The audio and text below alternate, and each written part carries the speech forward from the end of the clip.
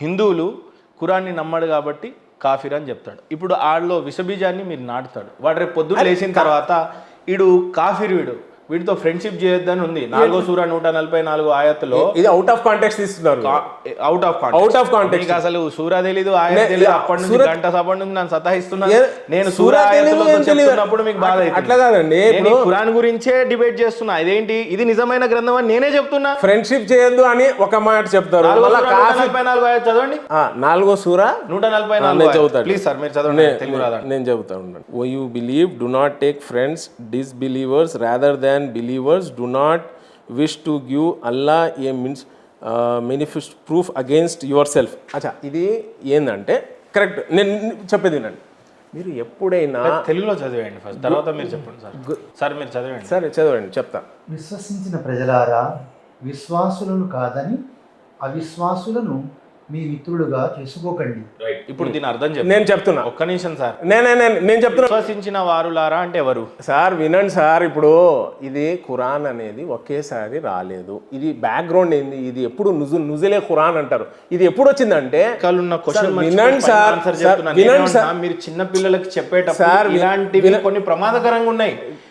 Quran correct గా చెప్తున్నా కూడా విషబీజాలు తెలియనప్పుడు, మీకు తెలియదు. నేను సూరా తెలిసిన వాళ్ళని అడగండి. ఇదే ఖురాన్ లో మీకు తెలియనప్పుడు తెలిసిన వాళ్ళని అడగండి అని ఉంది.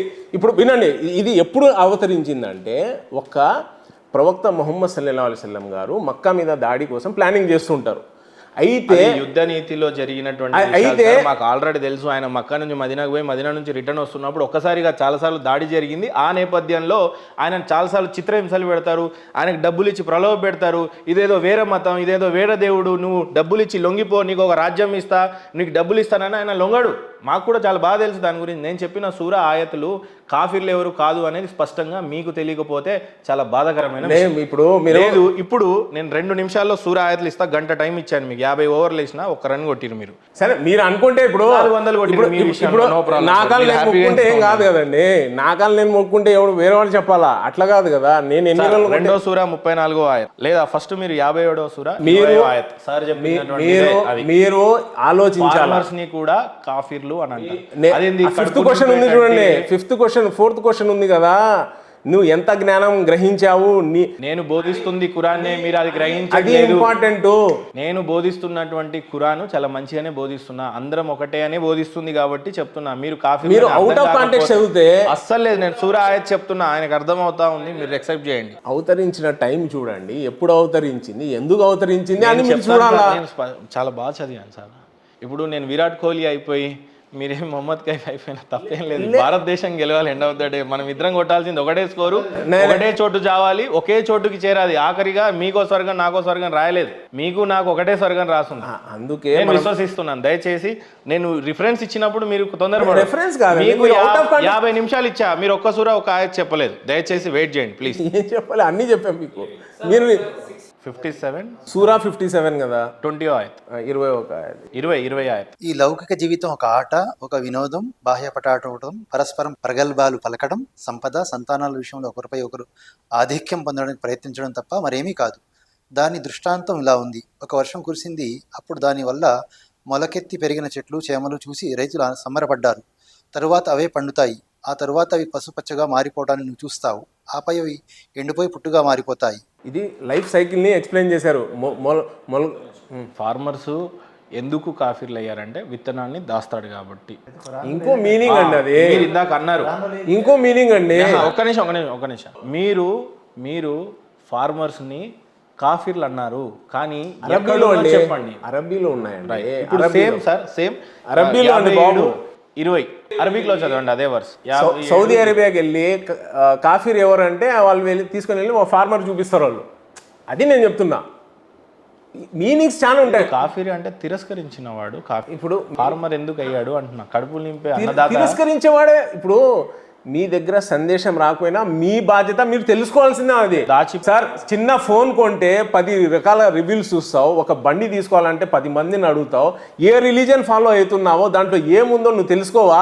నీ దగ్గర వచ్చి చెప్పాలనా? అంటే నేను మిమ్మల్ని నేను అడుగుతున్నా అదే అదే మీరు అంటున్నా చెప్పకుండా నేను అదే అంటున్నా, మీరు తెలుసుకునే బాధ్యత మీది కూడా ఉంది. మీరు తప్పించుకోలేరు ఆ మాట చెప్పి నా దగ్గరకు రాలేదు అని. ప్రశ్న చాలా ముక్కు ఎక్కడా అని అడిగా, మీరేమో 13 కిలోమీటర్లు తిప్పుతున్నారు, ముక్కు ఎక్కడో చెప్తలేరు నాకు. ఏ బుక్? మీరు ముక్కు ఎక్కడా అని అడిగా, ఇగో ఇక్కడ అని నేను చెప్తున్నా, మీరు 50 కిలోమీటర్లు తిప్పుతున్నారు కానీ ముక్కు ఇప్పుడు ఎక్కడో మీరు కాఫీ గురించి చెప్పి ముక్కు అని చెప్పి, అదే మరి కాఫీర్లు అంటే మీరు ఫార్మర్స్ ని కాఫీర్లు అన్నారు, ఎక్కడన్నారు అని అడుగుతున్నా నేను. సౌదీ అదే వరుస అది నేను చెప్తుంది. లాంగ్వేజ్ లో సార్ అరబిక్ లో చదవండి సార్. 57:20 ఏం చెప్తుంది చెప్పండి. 57:20లో ఎవరైతే రైతులు ఉన్నారో రైతుల గురించి కాఫీర్ అనే పదం వాడాడు. అరబిక్ లో చదవండి సార్, ఇప్పుడు అది అన్నగారికి అర్థం అవుతుంది. తెలుగులో అయిన సంబరపడిపోయాడు. నేనే చెప్పాను అరబిక్ అయిన తర్వాత నేనే చెప్పాను కదండి, మళ్ళీ మీరు చెప్పడం ఏంది?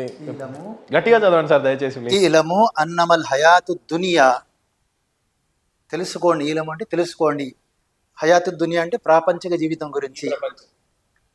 లైబుం వ లహ్బుం అంటే కేవలం ఒక లైబ్ అంటే ఆట అనమాట, ఒక ఆట. మొత్తం చదివి చెప్పండి సార్, నో ప్రాబ్లం. మీరు వజీనతుహు వ తఫాజురు బైనహుం వ తకాసురు ఫిల్ అంబాలి వల్ ఔలాద్ కమస్లి గైస ఆజబల్ కుఫార్ నబతహు సుమ్మ యఈజు ఫతరాహు ముస్ఫరం సుమ్మ యకూను హుతమా వఫిల్ ఆఖిరతి అజాబున్ షదీద్ వ మగ్ఫిరతుం మినల్లాహి వ రిజ్వాన్ వమల్ హయాతు దునియా ఇల్లా మతాఉల్ గురూర్. ఇక్కడ వరకు సరే చెప్పండి సార్. ఇప్పుడు దాని ఇక్కడ కాఫీర్ అనేటువంటి పదం రైతుని సంబోధించి కారణం ఏంటి? కారణం ఏంటంటే అతను విత్తనాన్ని దాస్తాడనమాట. అంటే నేను రిఫరెన్స్ ఇచ్చాను. సత్యం తెలిసిన తర్వాత ఎవడైతే దాస్తాడో అతనిని తెలిసిన తర్వాత. ఇప్పుడు ఇందాక మీరు ఏమన్నారు, తోబా అల్లా గురించి మీరు అన్నారు, నరకానికి పోతారు జాగ్రత్త అన్నారు. ఓకే, మీరు ఆ మాట అనకూడదు నన్ను. మీరు అది చదవండి ఒకసారి. సూర 34వ ఆయత్ చదవండి సార్. ఖచ్చితంగా చదువుతాను సార్. కాఫీర్ పదం అయిపోయింది. 33:57 ఒకసారి చదవండి తప్పకుండా. 2వ సూర 34వ ఆయత్. ఖురాన్లో ఉన్న దేవుడిని ఖచ్చితమైన దేవుడు అని నేను నమ్ముతున్నాను సార్. ఫస్ట్ మీరు అది అర్థం చేసుకోండి. పేరు దగ్గర కాంట్రడిక్షన్ ఉంది. నేను ఎందుకు బిలీవ్ చేయలేకపోయాను అనేవి 20 మీకు 10-12 ఆయతలు చూపించా. అక్కడ ఆ పేరు లేదు కాబట్టి దానికి ఉన్నది ఏంటో మీరు మళ్ళీ ఆలోచించి నాకు చెప్దురు కానీ.